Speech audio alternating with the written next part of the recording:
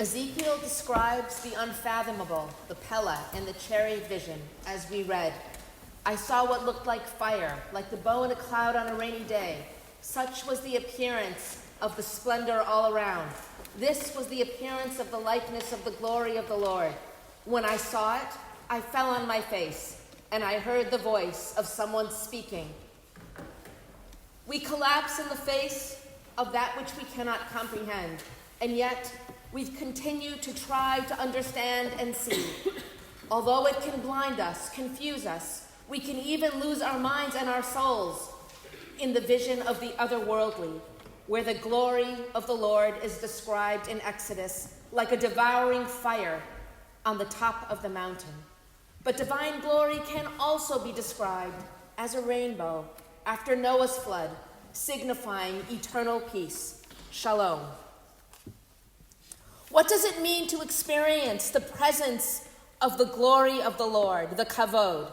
It is a fundamental assumption of the prophetic tradition that every vision of God reveals, perhaps in a riddle, the aspect of divinity that you are to imitate, demands of you that you transform in order to realize your next self. Can a human being experience this vision and live? And if you do survive the vision of the chariot, are you still the same person? Or is it like dying for God? In our readings today, we read of spiritual transformation in the context of coming to know the Lord.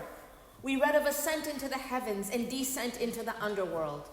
This is where we hear of the blinding light of the glory. We catch a glimpse of the darkest and lightest complex forms of knowledge, both the underworld and the overworld. Both the experience of descent and ascent can be depicted as transformative wisdom. While some people are said to return unscathed, others are theologically lost, gravely ill, and some even lose their lives when faced with the presence of the Lord, heavenly beings, or journeys to the underworld. There are visions like that of Ezekiel 1 and 2 Corinthians 12, which we read this evening. There is the vision of God on the mountain, or of Isaiah 6, and Isaiah's vision of the seraphim, or Moses on Sinai. These utterly transform the recipients. There is also a journey to the underworld, in Hebrew, Sheol. This is depicted in a variety of ways. In Samuel, the Lord deals deaths and gives life, casts down in Sheol and raises up. Adonai memit umechayeh, morid Sheol vaya'al. But elsewhere in Samuel, Sheol is described as a place of darkness and death. The snares of Sheol encircled me. The coils of death engulfed me. For Job, the underworld becomes his home. However, that journey to the underworld can also be the place from which God can hear us. From the belly of Sheol I cried out, sings Jonah, and you, O God, heard my voice. And so Sheol, the underworld, like the vision of the Lord, can be a vision of knowledge and insight, but it can also be a place of despair and even death. We seek to know, but are we ready for knowledge of our next selves or of the world beyond what we know today?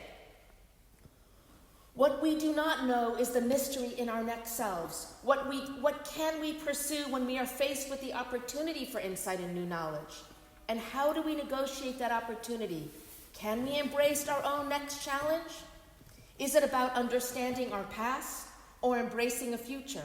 Is it about finding a narrow pathway and following a new light into our futures? Is it a journey by foot or by flight? A marriage, a new friendship, a new challenge.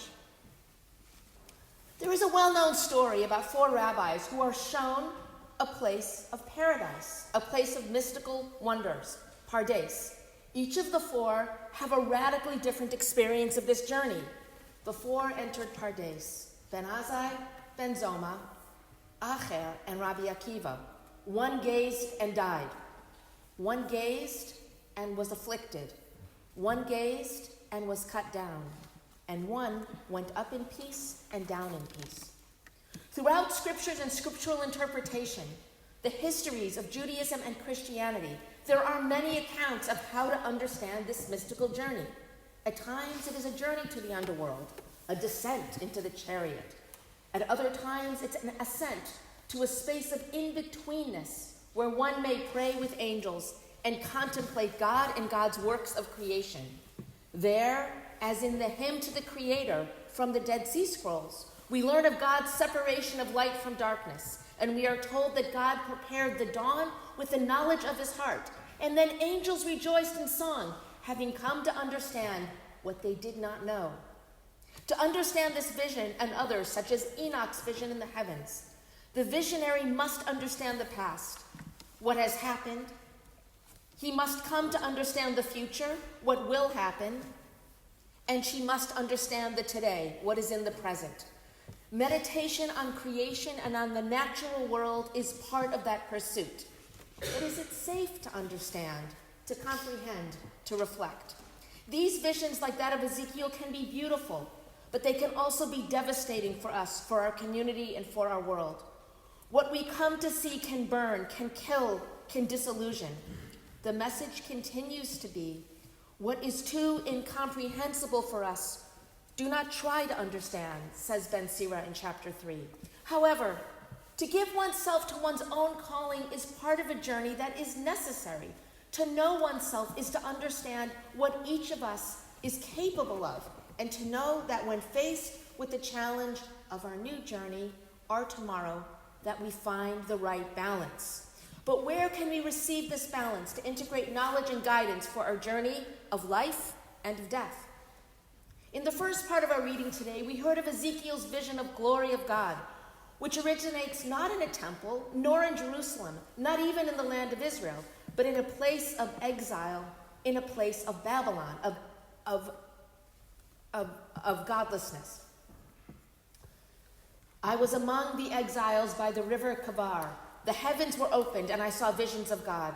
The word of the Lord came to the priest of Ezekiel ben Buzi in the land of the Chaldeans. Ezekiel received a vision of God outside of the temple, but God's presence in the people precedes the temple and can continue without it. With God's people, the divine presence of the Shekhinah was also said to be exiled. Ezekiel's vision then becomes the foundation for mystical reflection, for contemplation, and for meditation, for both Jewish and Christian mystics. But what can be achieved through such a vision of the glory of God, of the kavod? To see this vision through meditation on the divine and through study is to achieve a healing as we seek to correct our own selves, our own world, as a tikkun olam. This is part of the larger call to be in the world and to be holy and godlike. The aspiration is to imitatio Dei, to use the law as a guide, cosmic and earthly law, and to align oneself with mercy, with compassion, and with hope. The charge then is to live by those laws, not die by them, says Deuteronomy. To act on this calling requires the humility of Moses, the wisdom of Solomon, and the prayer of David. To hear the need of one's own soul and self, but also to hear and see the needs of the people around us is part of that healing and correction, tikkun. The challenge then is to receive the vision and the opportunity in such a way that we can transform ourselves and our world with balance, with confidence, and with compassion. To resist the arrogance of hatred and revenge, and instead to receive a new day with a gentle and light step as the fullness of time comes into view. Let us briefly return then to the four that went into the garden, into paradise or pardes, into the garden of the otherworldly, into a vision like the vision of Ezekiel. What happens when we're shown the unfathomable, the incomprehensible, the wondrous and the impossible, the darkness and the light? Ben Azai gazed and died, could not continue in this world, having seen the garden in the vision of God. He would expire, he could not return. Ben Zoma could not cope with his journey. He became gravely ill. Acher, Elisha ben Avuya, he comes to be known as the other one. What he saw brought him to misunderstand God, and he was considered forever the other one. He went to the dark side and abandoned the order of the world as he knew it. But Rabbi Akiva, he went up in peace and down in peace. Akiva was able to come close to the fire but not be burnt, to see the rainbow in the cloud. This journey is about being ready for the call with clarity, conviction, and focus. The hope then is that each of us, in our own way, can find our way through the next challenge, whatever it might be. Spiritual transformation of the self can have many forms. It is up to us as individuals to negotiate our own challenges and create new pathways, to know what you can seek out and to know when to step back, to know when to speak and to know when to be silent, to know when to mourn and when to dance, says Ecclesiastes. The vision of the glory of the Lord and of the heavens is a call to see, but also to do and to change our world when we are given the opportunity to lead, to follow, and to transform. In that way, like Akiva, we can go up in peace and down in peace. In that way, we can achieve our calling for transformation as we seek to be closer to God and to give ourselves to a new day and to sing a new song. We are called to understand the new worlds into which we are taken, within our own world and to also worlds beyond what we can see in our own present. How then are we to walk these new paths and to embrace what lies before us? This is precisely our task. We are charged to create and recreate, to perform poesis.